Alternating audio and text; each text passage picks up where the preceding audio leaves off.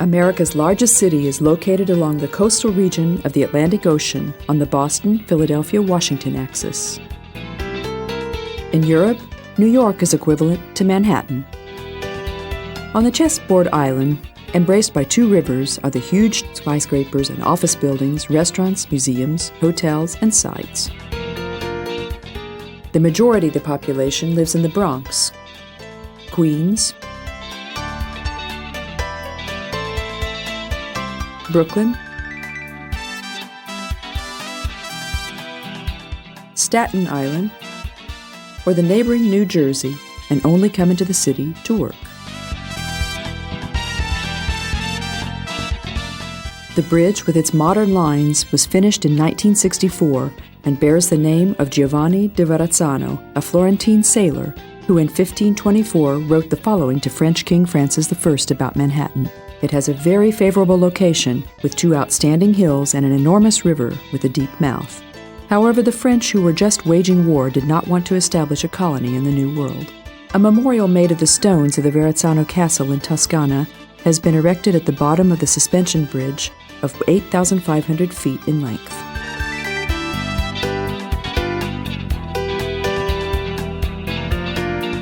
The settlement did not extend beyond the boundaries of Manhattan until 1898. Long since incorporated, the Bronx, Brooklyn, Queens, and Staten Island used to be independent small towns.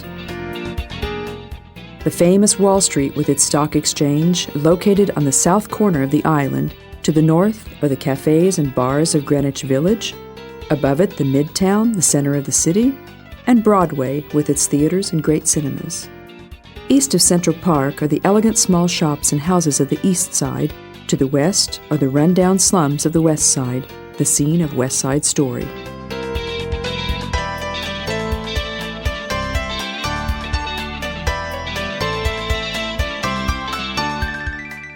New York's most seasoned old bridge is the Brooklyn Bridge, which starts from Manhattan and bends over the East River, ending at Sand Street. The bridge was planned by John A. Roebling, who was of German origin, founded the largest steel cable factory of the world, and who was an expert in building suspension bridges. During the construction, Roebling had an accident which resulted in blood poisoning, and after 2 weeks of suffering, he died, leaving his son, who had served under General Grant in the Civil War, to make his plans come true. The bridge didn't bring luck to the family, as during the construction, Washington Roebling became paralyzed and was only able to watch the grandiose opening ceremony from a wheelchair from a window of his house. The longest suspension bridge of the world of that time was opened in the spring of 1883 in the presence of the President of the United States, Chester Arthur, and the Governor of New York, Grover Cleveland, later to become president. In the evening, the two politicians saluted the disabled builder by leading a huge crowd in a torchlight parade.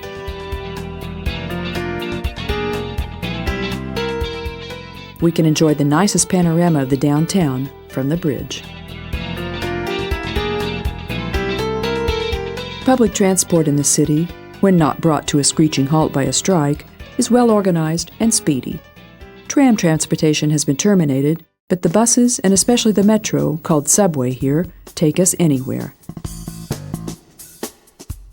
The Underground Railway is 350 kilometers long, with 462 stops on its 23 different lines, covering all districts except Staten Island.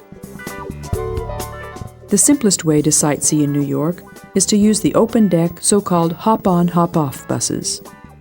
These services are familiar from big European cities, stopping at every site, so even tourists who are less familiar with the city can't get lost and don't have to worry about driving and parking.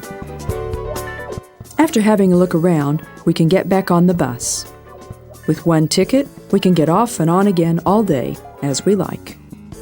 New York is the only American city where it makes no sense to rent a car, or only if we want to take a day trip out of the city. Walt Whitman wrote the following in his poem entitled Broadway. What hurrying human tides, or day or night, what passions, winnings, losses, ardors swim thy waters, what whirls of evil, bliss and sorrow stem thee, what curious questioning glances, glints of love, leer, envy, scorn, contempt, hope, aspiration, Thou portal, thou arena, thou are the myriad long-drawn lines and groups. Could but thy flagstones, curbs, facades tell their inimitable tales, thy windows rich and huge hotels, thy sidewalks wide. Thou of the endless, sliding, mincing, shuffling feet. Thou, like the party-colored world itself, like infinite, teeming, mocking life, the visored, vast, unspeakable show and lesson. New York has always inspired artists and architects as much as writers, poets, musicians, and filmmakers. It's enough to think of Truman Capote's books, Neil Simon's theater plays, Scorsese's Taxi Driver, and Woody Allen's films, plus the song entitled New York, New York.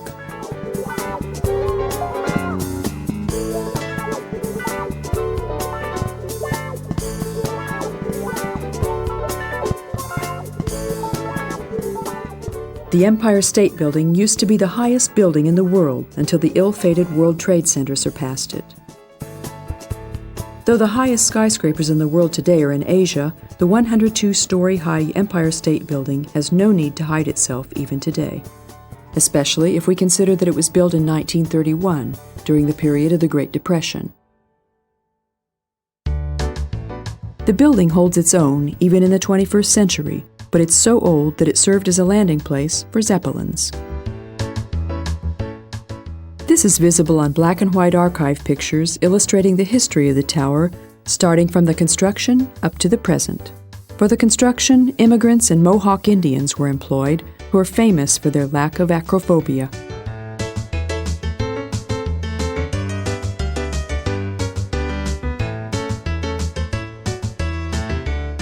In the entrance hall, pictures of painter Roy Sparkia show the 7 miracles of the ancient times, and as the 8th miracle, the Empire State Building.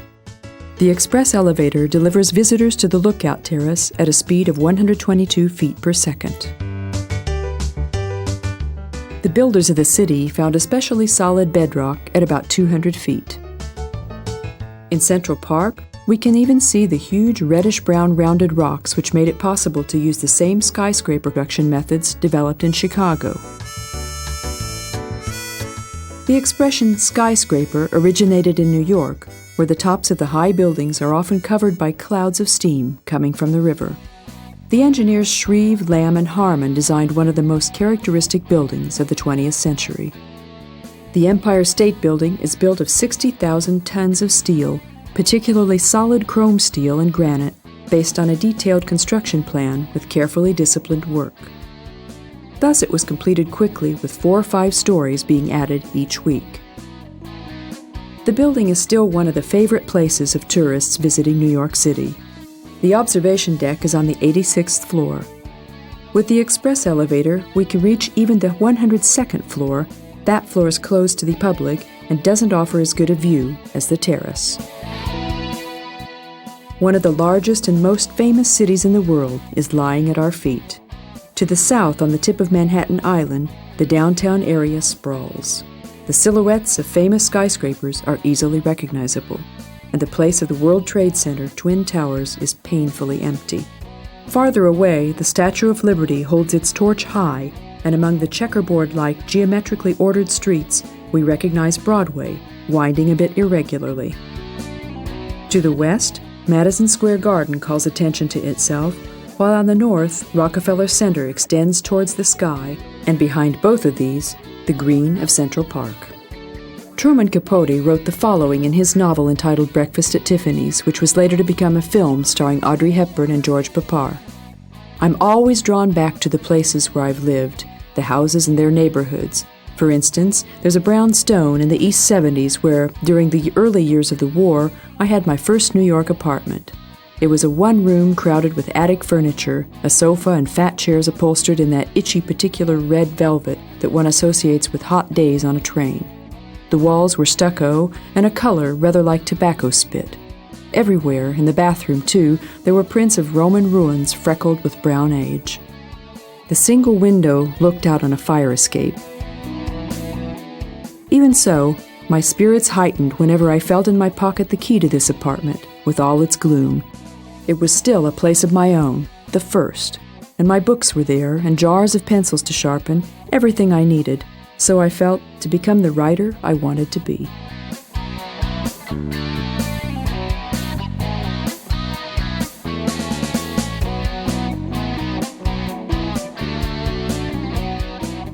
Broadway is perhaps the most well-known street in New York and also the longest. It's 38 kilometers long, cutting through the island of Manhattan. Originally, a highway straight as an arrow had been planned, but some obstinate Dutch aldermen back then didn't allow trees to be cut down or whole buildings to be destroyed, and so Broadway became a bit more jagged, snaking its way along. Those who think the whole road is surrounded by theaters are mistaken. The world-famous Broadway itself is only the section between 42nd and 66th Streets. The nicest example of the young Uno's architectural style is the City Hall.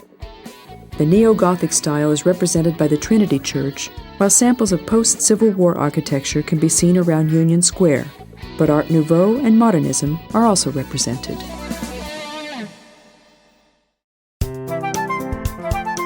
Let's call Central Park the lungs of Manhattan. The area of the totally rectangular-shaped park is 340 hectares. It extends 4 kilometers between 59th and 110th Streets.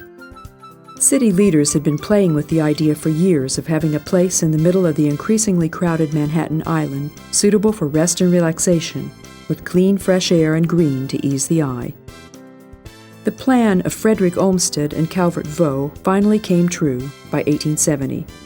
The amount of work it took to clear the area from rocks is unimaginable. 10 million farm wagons of humus and arable soil were delivered here, artificial lakes were created, plants were set, statues erected, and a zoo built, as well as sports grounds, an open-air stage, and eateries.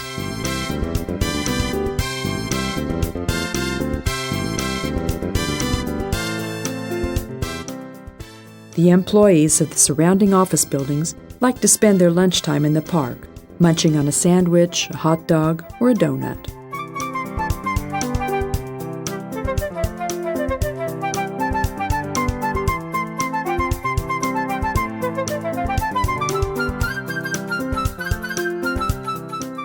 Even today, mounted policemen look after the order and safety of the park. One day isn't enough to see the collection of the Metropolitan Museum of Arts, even superficially. On the 2 floors of the Northern Annex, works of American artists of the 17th and 19th centuries are exhibited.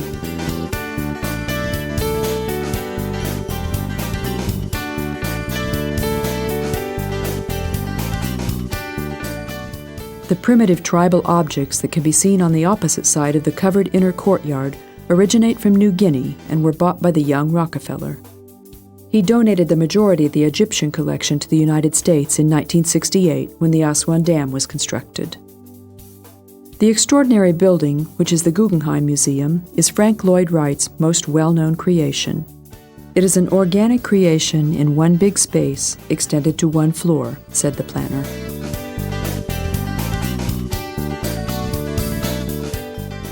Opened in 1984, the Trump Tower is located between 5th Avenue and Madison Avenue. The 68-story glass building was constructed according to Dare Scott's plans for the multimillionaire building contractor Donald J. Trump.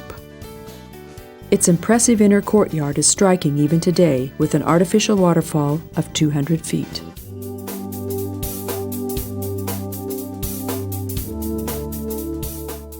Perhaps the most seasoned old hotel of the city is the Chelsea. Among its first guests were Mark Twain and his fellow writer, the chronicler of his hometown, O. Henry. The stars of the Barnum Circus also stayed here, as well as the grand actress Sarah Bernhardt. One of the most respected actors of our age, Dustin Hoffman, lived here for years, just as Arthur Miller, who wrote his play entitled Death of a Salesman here.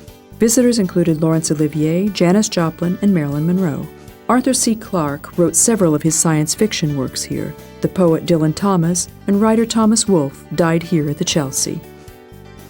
Rockefeller Center is the largest connected skyscraper city of the world with a total of 21 buildings. It's located in the heart of Manhattan between 5th and 6th Avenues.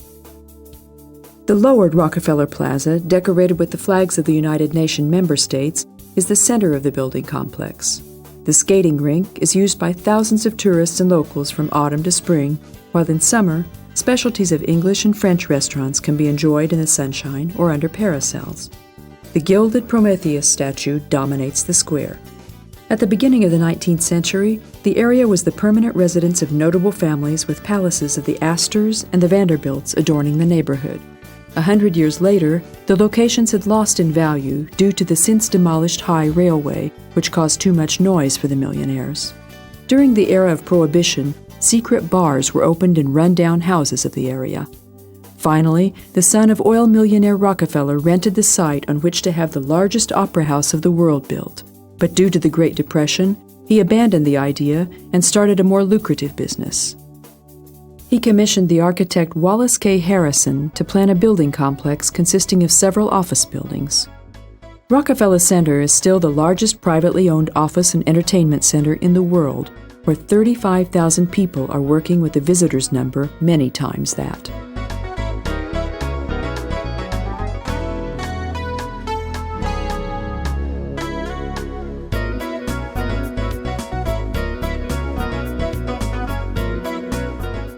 The Catholic Church, finished in 1879, bears the name of Ireland's patron saint, St. Patrick. One of the largest churches of New York looks small next to the skyscrapers, Rockefeller Center, and the Olympic Airways building. The headquarters of RCA, the largest radio and television producer, is in one of the buildings of the Rockefeller Center. On the other side of the block is the famous Radio City Music Hall, built in the 1930s. The hall has a seating capacity of 6,200, and the audience is entertained by artists, a symphony orchestra, and dance ensemble. This is followed by a film premiere in the second part of the program. We're walking in the heart of the Big Apple, to the south from Central Park, and a bit farther south from Rockefeller Center, one corner away from the famous Times Square. This area is famous for its theaters, among others, for the St. James, the Eugene O'Neill, the Biltmore, the Edison, the Majestic, the Playhouse, the Helen Hayes, the Palace, the Royal, and the Ambassador Theaters. The world-renowned Carnegie Hall is also nearby, where Tchaikovsky conducted the orchestra at its opening ceremony. During the more than 100 years since then, Toscanini, Stravinsky, Rubinstein, Stokowski, Horowitz, Menuhin, and Bernstein have conducted here, and the jazz performances have included such names as Louis Armstrong, Duke Ellington, Count Basie, and Dizzy Gillespie. The old concert hall has been threatened several times with demolition, but the world's greatest musicians have always managed to collect enough money with their occasional concerts to be able to prevent this. The New York State Theater, the Philharmonic Hall, and the new Metropolitan Opera House are located in Lincoln Center, in the same destitute area where the gangs of West Side Story fought for life and death. 188 old buildings were destroyed to make room for this new giant, planned by the architect of the Kennedy Airport, the UN Palace, and the Rockefeller Center, Wallace K. Harrison. The Metropolitan Opera, with 3,800 seats, opened its doors in the spring of 1966. Its monumental 112-foot-high entrance colonnade is decorated by murals by Marc Chagall. The plays of O'Neill, Tennessee Williams, Thornton Wilder, and Arthur Miller are still on in the theaters. The comedy writers Ray Cooney and Neil Simon are popular. Hotel Plaza, immortalized in the title of the successful comedy, can also be found in Manhattan, in West 58th Street. F. Scott Fitzgerald, Ferenc Molnar, Hemingway, and Arthur Miller also mentioned it in their writings. We find the Dakota Apartments in the neighborhood of Lincoln Center. They were built by a multimillionaire with an eccentric sense of taste. Its sad fame is that the greatest personality of pop music, John Lennon, was murdered at its gate. In America, there are statistics on everything.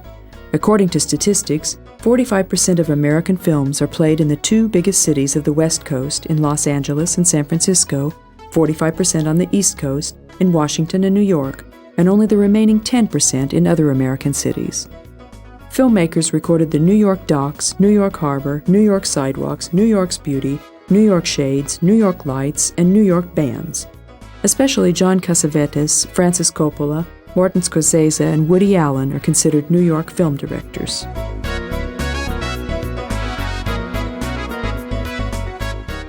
Renaissance, Dorset, Plaza, New York Hilton, Regency, Chelsea, Ritz-Carlton, Sheraton, Waldorf Astoria. Just some of the famous luxury hotels which can be proud of a really impressive guest list. There are more than 100,000 guest beds available in New York of various categories. Despite this, it can be difficult to find a room without advance reservation, as about 18 million tourists visit the city every year.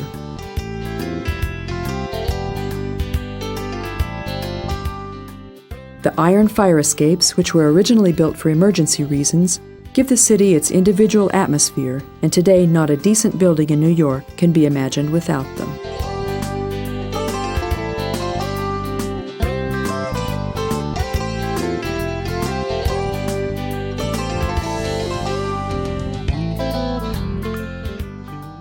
In March, the big St. Patrick's Day parade attracts a lot of attention. A great number of Irish immigrants in America live in New York, and it's quite natural that visitors from the mother country arrive for the Irish patron saint's spectacular holiday. In April, a spring flower festival is held in Rockefeller Center and a circus holiday in Madison Square Garden. As good weather arrives, the number of open-air programs increases. In May, the Soho Festival is held and the Open Air Art Festival in Greenwich Village. Similar events are held in Brooklyn twice a year. The Italian, Jewish, Polish, and Puerto Rican immigrants all have their own holidays, mainly accompanied by colorful parades. Of course, the Big Apple also does its part for other main holidays, like Easter, Independence Day, Thanksgiving Day, Halloween, and Christmas.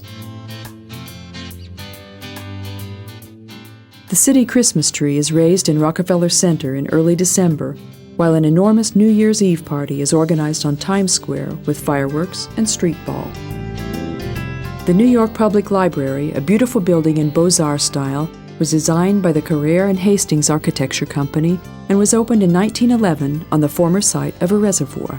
The majestic building of white marble was financed primarily by private donations, with half the expenses borne by the steel factory owner, Andrew Carnegie, who had the Carnegie Hall built. The library holds about 36 million objects, including 11.3 million books, and the holdings are from 3 private libraries, the Astor, the Lenox, and the Tilden libraries.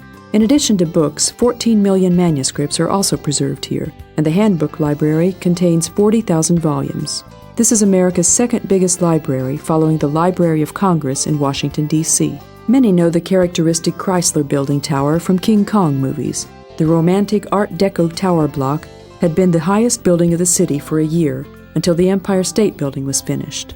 Fashioned by William von Ahlen, it reaches 1,048 feet and attracts attention with its stainless steel arches and triangular windows, especially because the characteristic building can be seen well from anywhere. Fifth Avenue, and mainly its part between 34th and 59th Streets, is the most brilliant thoroughfare of the city, rightly called Millionaire's Row.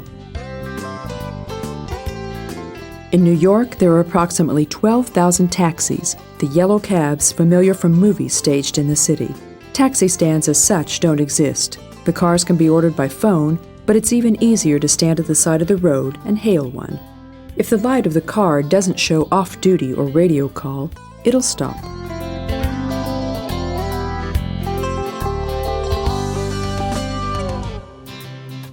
The tower block of the Metropolitan Life Insurance Company was built in Renaissance style in 1909. Its clock is simultaneously the logo of the company. The diameter of its face is more than 20 feet. The weight of the hands is half a ton, and it plays a melody by Handel every 15 minutes. Steichen's world-famous picture showing a skyscraper covered in fog, glittering in the lights of the night lights, can be found in the Metropolitan Museum of Art. This wedge-shaped tower block appears to be a huge beak. The building has been on Broadway since 1902, 2 corners away from Theodore Roosevelt's birthplace. Originally, D.H. Burnham planned it for the Fuller Company, therefore its name was the Fuller Building, but New Yorkers had been calling it the Iron Building for a long time. The flat iron building brings about much more attention than all the other buildings together in New York, wrote Architectural Record. Perhaps the most well-known architect of the world, the French Le Corbusier, called it one of the pioneer works of modern architecture. Trinity Church is one of those nice old churches whose Gothic decorations fit so well at the foot of the skyscrapers. This was a work by Richard Upjohn, built in 1885 and preserving the features of English style. On the morning of September 11, 2001, in a well-organized action, several terrorists occupied 4 airliners. American Airlines Flight Number 11 crashed into the northern tower of the World Trade Center at 8:46 a.m., according to New York Time. At 9:03, United Airlines Flight 175 followed, smashing into the southern tower of the World Trade Center while TV stations were broadcasting. In Washington, American Airlines Flight 77 roared into the Pentagon building, while United Airlines Flight 93, intended for the White House, crashed in Pennsylvania State on a field near Shanksville. None of the passengers survived the explosions. The terror attack destroyed one of New York's most prominent symbols, the World Trade Center. Its twin towers caught fire after the crashes, and barely an hour later, they collapsed one after another. Although no terror organization has undertaken the whole responsibility for the attacks until today, investigations pointed to the Al-Qaeda terror group led by Osama bin Laden. In 1998, Al-Qaeda published a proclamation accusing the United States of supporting Israel, founding military bases on the Arabian Peninsula, and accusing them of aggression towards Iraq. The fatwa held out the prospect of punishing America. Based on this, the authorities accused the organization of perpetration of the organized terror sequences and started a war against the suspected and real terrorist, which has affected the whole world and has had serious aftermaths. We cannot yet know what political and economic interests led to the death of 3,000 innocent people, and remembering the Kennedy murder, there's not much chance we will ever know it. At the beginning of the attack, around midnight, a half-military kind of crisis operation was initiated. A commanding guard post was established at the fire department. Also, Mayor Rudy Giuliani's headquarters was there. The Salvation Army set up mobile kitchens. St. Vincent Hospital received the injured. On the opposite side of the river, in New Jersey, a temporary mortuary was set up. According to first estimates, tens of thousands of fatalities were expected, but summaries revealed that 2,986 people died in the attacks, including the 265 passengers of the 4 planes, 343 firemen, 23 policemen, and 37 harbor customs officials. In the tower buildings, in the surroundings, and the subway stations below the towers, a total of 2,318 victims were found. 25 buildings were damaged, besides the World Trade Center block containing 7 buildings. Also, the Deutsche Bank building was so badly damaged that it had to be demolished. In addition, 4 subway stations were seriously damaged or partly caved in. Years have passed, and now the situation seems to have normalized. The remains have been cleared away. The victims have been mourned and buried. A heartbreaking memorial has been put up for them. However, the impact of the attempt is sadder. America and the world will never be the same as it was before September 11th. Humanity has lost its innocence. Several films have been made about the attempt, for example, The Guys with Anthony LaPaglia, United 93 with Mark Wahlberg, and World Trade Center with Nicolas Cage. According to an old decision of Congress, high buildings have to be narrowed toward the top in order to let more light to the streets. The Woolworth House, erected in 1911, was built according to Cass Gilbert's plans. Fellow architect Paul Goldberger said the following about it: "Its Gothic designs organically fit into the vertical shape of the 3-story building. It has an almost Mozartian quality to it, a sense of light, graceful detail applied to a firm and self-assured structure."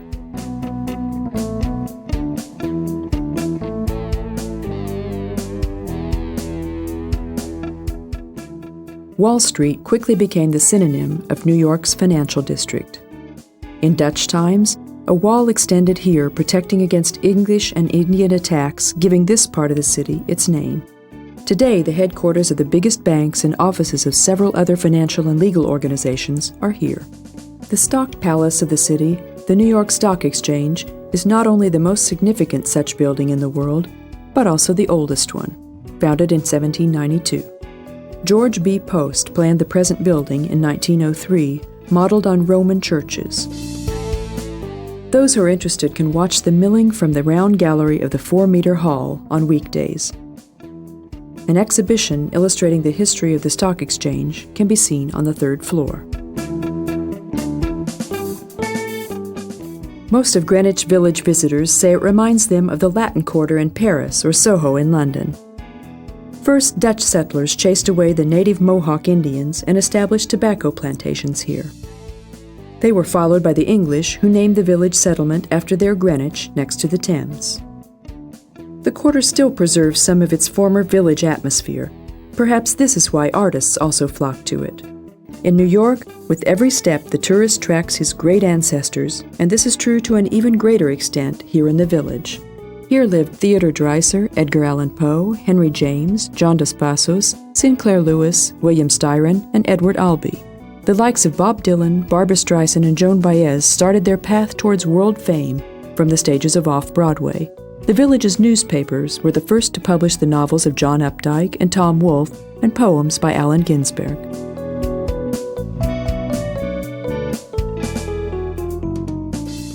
The art quarter is famous for its cafes, bars, pubs, and music clubs.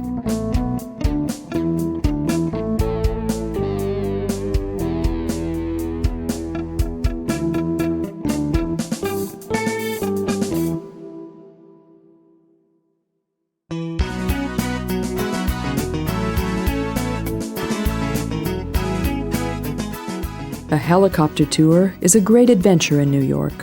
We can see even the Empire State Building from above, and the streets of Manhattan, the East River, the Hudson River, and the islands seem like a map below us.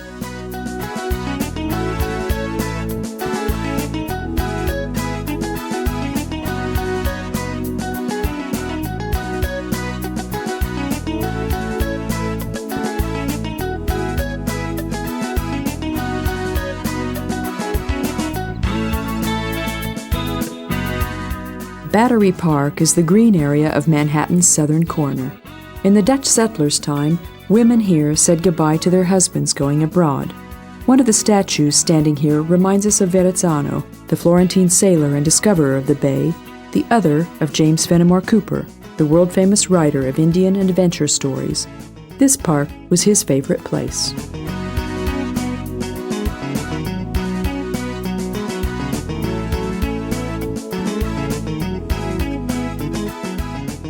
Huge granite blocks stand in memorial of the merchant mariners who died at sea during World War II.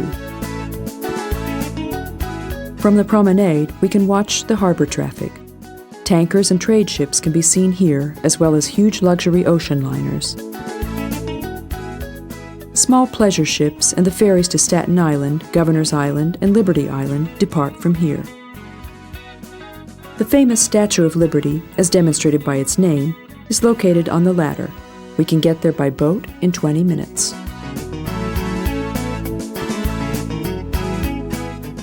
The statue was made by France from public contributions and given to the United States on the anniversary of the signing of the Declaration of Independence as a symbol of the two nations' friendship.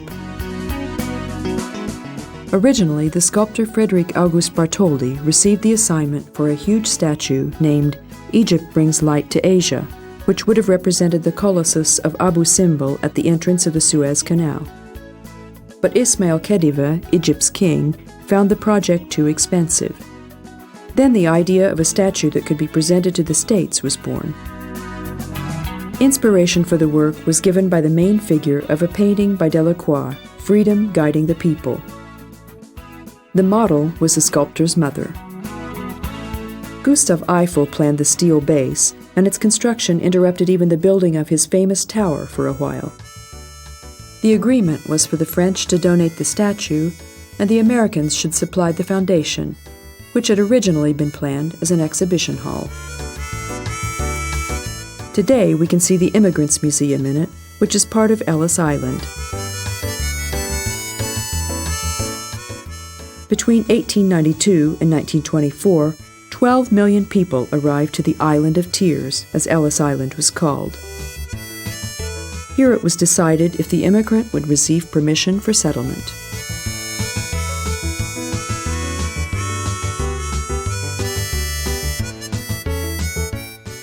The authority was in operation until 1954.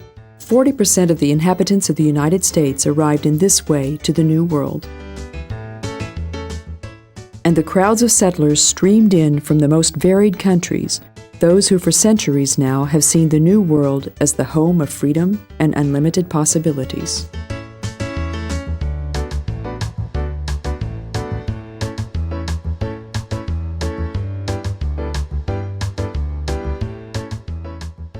France quickly collected the necessary amount, but in America there was not so much disposition to give. Joseph Pulitzer, the founder of the Pulitzer Prize and owner of the New York World newspaper, in his paper praised enthusiastically those who contributed to the lofty aim. With this, he killed two birds with one stone, gaining 50,000 new subscribers while collecting the money. The head of the statue was first exhibited on the Champ de Mars in Paris, and a smaller model was introduced to the public at the World's Fair. By the time Richard Morris Hunt's pedestal was ready, the statue itself had also arrived on the deck of the frigate Isère in 350 pieces in 214 crates. The assembly took 4 months.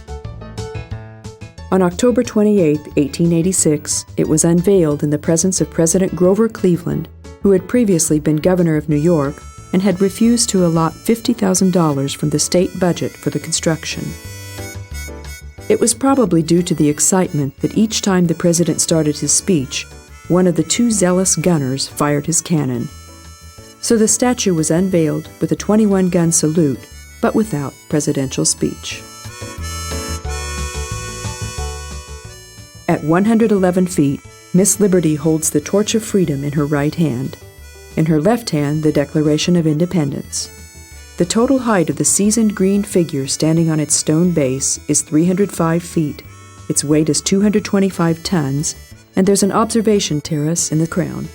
Very likely this is the most famous statue in the world, and there's probably no one in the world who hasn't seen it, at least in a picture. In 1916, Goetz and Borglum modified the original torch, cutting the majority of the copper which formed the flame and installing inner lighting. There was a perfect view to the bay from the crown, where 30 people could stand at the same time. Following the attack on September 11th, the island was closed. The statue was reopened in August 2004. Presently, the basement and the museum can be visited, but the inner area of the statue has remained closed. The predecessor of the current city, New Amsterdam, was founded by Dutch settlers on the island of Manhattan, formerly inhabited by Iroquois Indians. Also, the name originates from here. Mannahatta means Island of Mountains and Waters. The Dutch founded their West Indian Company in the middle of the 1600s. At this time, about 300 settlers were living on the island in wooden houses, and they brought slaves from Africa to do the hard work. England didn't like this settlement among its colonies and soon besieged it. Then the Queen presented the newly obtained possession to the Duke of York, thus the name of the city. At this time, some thousands of British, Dutch, French, Spanish, and Portuguese settlers were living here, cultivating their modest fields. The eccentric Lord Cornbury was the first English governor. The establishing of the harbor, the ship factory, and ship maintenance all started in his time. The shipping trade was accompanied by the building of warehouses and shops. From the 1700s, businessmen with a good nose for profit were constantly establishing business quarters. Those dealing in cotton, textiles, leather, tea, spices, and products from the colonies arrived here. Those businessmen who became rich built impressive palaces in the city, which already boasted 25,000 inhabitants. From this time on, the development couldn't be stopped, in spite of the War of Independence and the Civil War. Turning to the right on Fulton Street, it's only a short walk to the park closed off from traffic, where there are nicely renovated buildings from the 18th and 19th centuries. In most of them, fishermen worked and lived, but today elegant restaurants and antique shops are to be found among their old walls. Even the atmosphere of luring the tourists doesn't detract from the beauty of the old red brick houses. The center of the New York harbor was in the docks of the South Street seaport, the base of overseas trade which made the city seem so big. When sailing ships were superseded by steamships, the harbor was moved to the Hudson, enabling the building of bigger piers. The old East Side harbor began to decline. Only the Fulton Fish Market stayed the same. This is one of the largest markets of the world, where some 5,000 tons of foodstuffs are sold every day. Its main profile is the trade of a wide variety of fish and sea creatures, but the amount and selection of fruits and vegetables is also considerable. The fish market surroundings used to be the red light district, with brothels and sailors' pubs. These buildings today are just memories, but in Sloppy Louie, the most famous restaurant of the fish market, the huge cooked crabs and famous French onion soup are available, which according to experts here are even better than in Marseille. In the 1980s, the whole quarter was declared a historical monument and the reconstruction of the buildings was begun. The seaport was revived similarly to the famous docks in London. The trade houses of the Schemerhorn Row serve as the site of exhibitions, museums, art galleries, tourist offices, and of course, shops and restaurants. The old ships anchored here are the main attractions, but the eateries and the whole atmosphere invites visitors for a walk along the board-covered piers. A hospital ship is standing at Pier 15 and a ferry that used to travel between Manhattan and Governor's Island. The Wavertree is a three-master originating from 1825. Peking, anchored at Pier 16, is a four-master that sailed between Europe and South America as a member of a Hamburg trade fleet. Next to it stands the Ambrose, built in 1907, named after the channel lying at the southern entrance of the New York harbor.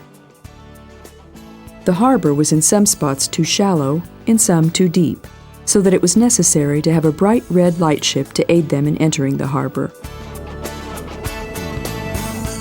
Since 1968, the Sandy Hook, a veteran of World War I, has been a part of this open-air exhibition. The most famous is Pier 17, where we find a modern shopping center, and the free and vital atmosphere is reminiscent of Coney Island.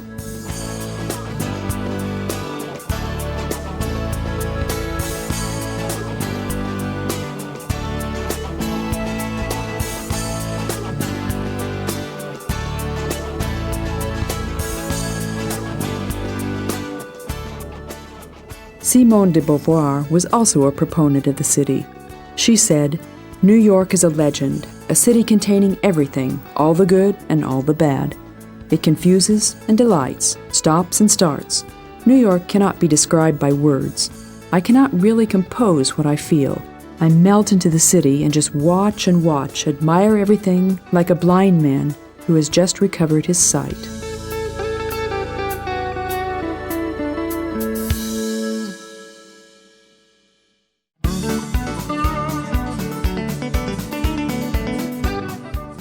Tourists visiting New York like to visit nearby cities: Atlantic City, Philadelphia, Washington, D.C., and Niagara Falls. New Jersey, based on its territory, is only the 46th among American states, but 7.5 million people live here, so the density of population is quite high. New Jersey and New York State together are often referred to as Gate, but New Jersey is also called by its nickname the Garden State. This refers to the state's developed agriculture. In the last few decades, tourism has also played an ever-increasing role, as Washington is only 100 kilometers away, and New York is also nearby. A lot of people commute to one of the two cities. This and freight transport are the reasons for the 6, 8, or even 12-lane highways. However, the noise and dust of transport hardly affect the coast side of New Jersey. Here, idyllic holiday resorts and elegant residential towns stand on the former locations of fishing villages. Long Branch, Bradley Beach, Island Beach, and Asbury Park are also known for their conference tourism, while Ocean Grove is under church leadership, therefore the consumption of alcohol is forbidden. All the more licentious is Atlantic City, which became envious of the reputation of Las Vegas. The city has a special situation in the state, even on the whole East Coast. Until 1976, casino gambling was only allowed in the state of Nevada in the USA. At this time, New Jersey approved casino gambling so that the inhabitants of the East Coast need not travel as far as Nevada to play. The income originating from casinos and the increased tourism today amount to considerable revenues in the state budget. And like Vegas, there's also the possibility to build newer casinos, hotels, eateries, and entertainment places. Atlantic City was a favorite holiday resort earlier as well, the elegant vacation site of American multimillionaires and European aristocrats. The city continuously developed into an entertainment place of wider crowds. Each autumn, the final of the Miss America beauty pageant is held in its auditorium. The boardwalk, the board-covered promenade from the last century, follows the coast for 8.1 miles, and piers extending into the water are connected to it. On top of the central pier is a lighthouse of 171 feet. Vehicles are prohibited here. We can use bicycles or rickshaws among the fish restaurants, cafes, casinos, concert halls, merry-go-rounds, and sports grounds. For longer distances, hundreds of small buses facilitate visits to more and more casinos. Presently, 8 hotels combined with casino have opened their doors to guests, featuring roulette, poker, baccarat, and blackjack. Here it was never an intention to redream the channels and gondolas of Venice, the Triumphal Arch and Eiffel Tower of Paris, or the pyramids of Egypt. The sceneries of the casinos here refer to America and the Wild West. We can walk among caves, mines, farmhouses, gold digger settlements, covered wagons, and Indian teepees.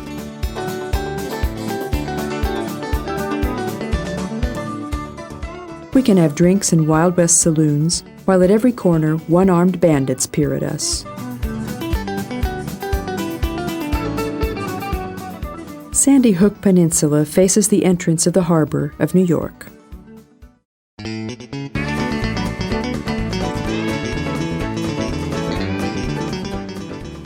The main city of western Pennsylvania, wedged in between New York State and New Jersey, is Pittsburgh, which, among other things, is famous for its Andy Warhol Museum. From its smaller cities, Lancaster, Reading, and the citadel of chocolate production, Hershey, are worth mentioning, as well as York, where Harley-Davidson motors are produced. Gettysburg is famous for the crucial battle of the Civil War. The most populous city of the state is Philadelphia. The Declaration of Independence was signed here on July 4, 1776, and for a long time, it was the capital of the USA. Its population exceeds 7 million. It has a busy harbor which received thousands of immigrants during the past centuries, giving it its multicultural flair, as perhaps all of the world's nations are represented in this city. It's full of superlative museums, hotels, restaurants, and other attractions. Its most famous building is Independence Hall, built in 1748. Among its walls, the Declaration of Independence was signed. The building is located in the Independence National Historical Park that is also the location of protected buildings originating from the 17th century. Among others to be found here is the U.S. Mint, the oldest mint of the USA that is still in operation. The Liberty Bell was placed in a separate building of the park on the 200th anniversary of American independence. Behind it are the Congress Hall and the Old City Hall, 2 beautiful old buildings. The famous Masonic temple is the tabernacle of the Pennsylvania Grand Lodge. Also worth visiting are the famous museums of the city. The Independence Seaport Museum, which shows American naval traditions, the Pennsylvania Academy of Fine Arts Picture Gallery, the Barnes Foundation Exhibition Hall with Van Gogh, Renoir, and Rousseau paintings, and the Rodin Museum, the Edgar Allan Poe House, and the Benjamin Franklin Museum.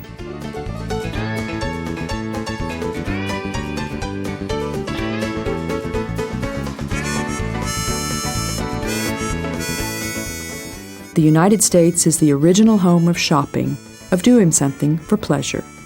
The favorable places, the wide selection, the regular discounts make American big cities a shopper's paradise. The cheap Woolworth, the cut above Bloomingdale, and the Macy's of higher standard are waiting for customers in larger cities. There's probably no clothing or shoe producer who doesn't have a chain store or outlet in the United States.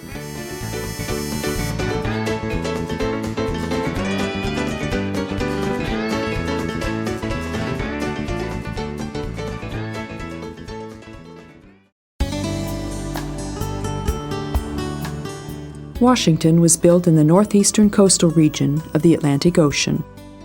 The official geographical center of the American capital is Capitol Hill. On this hill stands the building of Congress. The 800-foot-long domed palace is located in the middle of a park of 60 hectares. The idea of building the Capitol originates from George Washington, and its plan originates from William Thornton. When Congress decided on building a totally new Capitol, President Washington assigned the French engineer Pierre L'Enfant to prepare the plans. He rode with him to Capitol Hill in the summer of 1791, and they decided then to place the center of the new Capitol there. Finally, William Thornton, a doctor by occupation and who was considered only an amateur planner, won the advertised design competition. The Jefferson Memorial occupies a spot in the middle of a park, a bit south of the mall. The neoclassic work is connected to the famous architect John Russell Pope's name, and it was officially dedicated in 1943. On the rounded walls, 4 gates open to the 4 cardinal points. The pediment relief situated above the main entrance, illustrating Jefferson and other leaders of the independence movement, is Adolf Weinmann's work. The dome of the Jefferson Memorial is 150 feet in diameter and 100 feet high. President Jefferson's 20-foot bronze statue in the Dome Hall is the work of Rudolph Evans. The dignified, cloaked figure stands on a black granite pedestal. On the wall, quotations from Jefferson are engraved in stone. Arlington Hill used to be the property of General Robert E. Lee, the leader of the Confederate Army. Following the Civil War, the area was confiscated and the deceased heroes of the war were buried here. The eternal flame in the middle of the circle covered with marble stones is in memory of John Fitzgerald Kennedy, the 35th President of the United States, who was assassinated in 1963 and whose grave is a place of pilgrimage for many. The motives of the assassination are to this day unclear, and the murderer never faced a court of law. Will we ever know the truth? And why does it seem as if the CIA would like to keep secret what they know? Wide stairs lead up to the quiet, dignified final resting place of the unknown soldier. The memorial was originally raised for the unknown victim of the First World War, then 2 other victims of the Second World War and the Vietnam War were also buried next to him. The ceremonial change of guards occurs every hour. The War Memorial of the Marines is the Iwo Jima statue. The fountain is surrounded by marble pillars that symbolize the American states. President William Taft, Secretary of State John Foster Dulles, Senator Robert Kennedy, Generals Sheridan, Pershing, and Marshall, and the Arctic explorer Admiral Richard Byrd also rest in the cemetery. At the western end of the mall, on the bank of the river, stands the Lincoln Memorial. The white marble building is reminiscent of Greek temples, which is no accident, as Henry Bacon used the Parthenon as inspiration. The roof is supported by 36 Doric columns. There are 36 pillars because when Lincoln died, the country consisted of 36 states. The building was dedicated in 1922. By this time, the statue created by Daniel Chester French, standing 20 feet by 20 feet, had been completed. Robert Mills designed the obelisk of the Washington Monument, and the 541-foot Greek colonnade and reflecting pool were also his idea. The ellipse has a grassy area connected to the mall. Every year, the huge White House Christmas tree is set up in this park, and the Zero Milestone is also here. The White House, the residence of the presidents, is perhaps the best-known building in the world. TV crews and onlookers gather daily behind its iron trellised gate. Niagara isn't the biggest, but probably the best-known waterfall in the world. Human hands domesticated the rumbling natural miracle near the national border separating the USA and Canada. The waterfall that is between Lake Ontario and Lake Erie is one of the most admired sights in North America. In 1885, the surroundings were declared a national park and nature reserve. The waterfall can be observed from several vantage points. Regardless of the method chosen, walking tour, boat, or helicopter, you'll have an unforgettable sight. Let's start the tour on Goat Island, which we approach from the lookout by railway. This island divides the river into the approximately 200-foot-high American Falls and the Canadian Falls, only 7 feet lower. The latter is connected to a smaller waterfall called Bride's Veil. Here we can choose to descend by lift to the point where the white, frothing water rumbles into the river, or we can go up to see the waterworks from a helicopter. Rainbows are projected onto the sky from sunbeams breaking the sparkling surface of the water, breaking the monotony of the shades of blue and white.